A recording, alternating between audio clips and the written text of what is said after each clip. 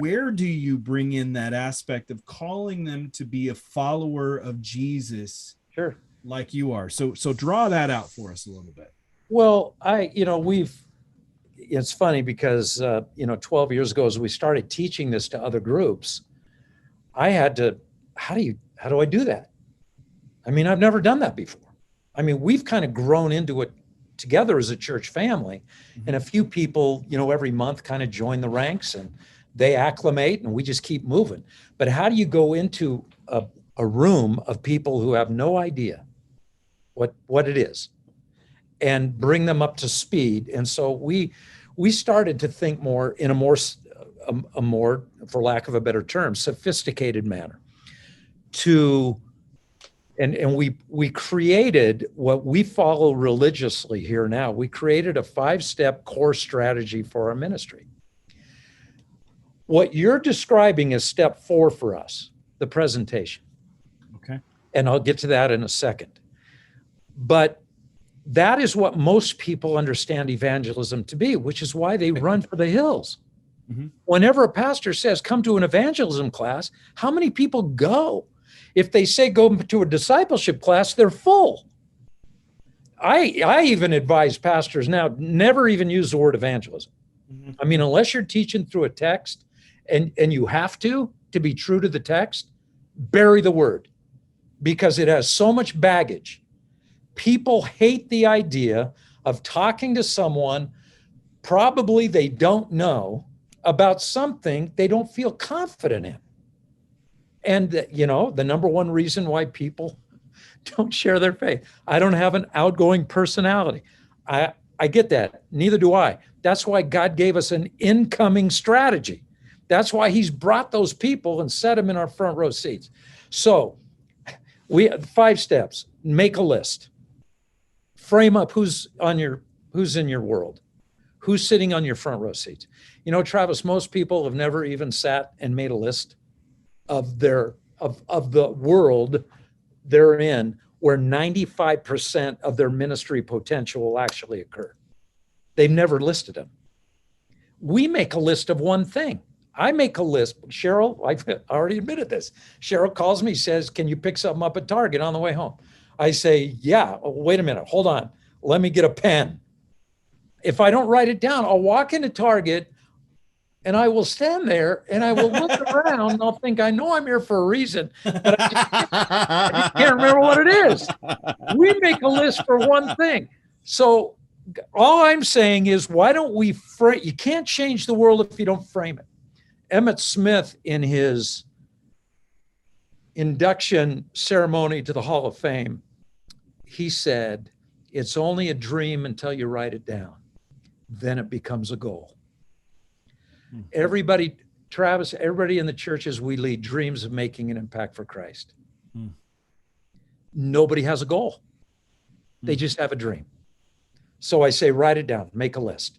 And, that's a whole nother Oprah, man. I mean, we could talk about it all day long. And then step 2, pray for him every day that God would reveal himself. And you're making a commitment every stinking day. You rifle through that list. It might have 4 names on it. You might be like Tom and be an introvert, and there aren't that many people sitting in your front row seats. You might be more like maybe another pastor that you've met who's always very out there, very gregarious, very working the crowd all the time. And, that's their personality. They may have 30 people on their list. I don't know. Doesn't matter. 8 to 15 on average, but don't get buried in that metric. Just understand that there's a group of some size, a limited number. Make a list. Now you're praying every day. You pray for each one because you know each one to some degree. You're praying intelligently. You're not praying that the world would know Jesus. I mean, what kind of prayer is that? I'm praying that Bob would know Jesus. I often say, if you think your job is to witness to everybody, you'll never witness to anybody, which is why most Christians don't. So now I'm praying for Bob, and then the others on the list. Number 3, invest in those relationships. It's going to take sacrifice now, but you're going to have to start looking through a different lens at that group of people, and you're going to invest the love of Jesus in their lives. And then 4 is invite. Invite them into a faith conversation. That might be an invitation to a church event or a service. It might be an invitation to your home for dinner, but into an arena where faith might come up and it might be catalytic in their spiritual journey. Well, we have, as a youth pastor, I know I did, and you and I as pastors, we always tell our church family, invite your friends.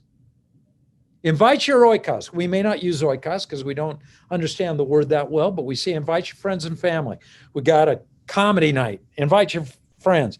We got it. Our youth group has a big, after game party. Invite your friends. And then they never do. And then we get mad at them for not really taking it seriously. Bro, you can't tell people to start anything on step number 4 and expect to be successful. Step 4 is the invitation. The reason they will even consider the invitation is because you made the investment.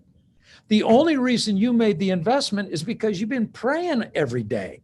The only reason, Travis, listen to me. The only reason you prayed every day is because you made a stinking list, right? And then step 5 is what you and I would refer to as what is the preparation. It's church.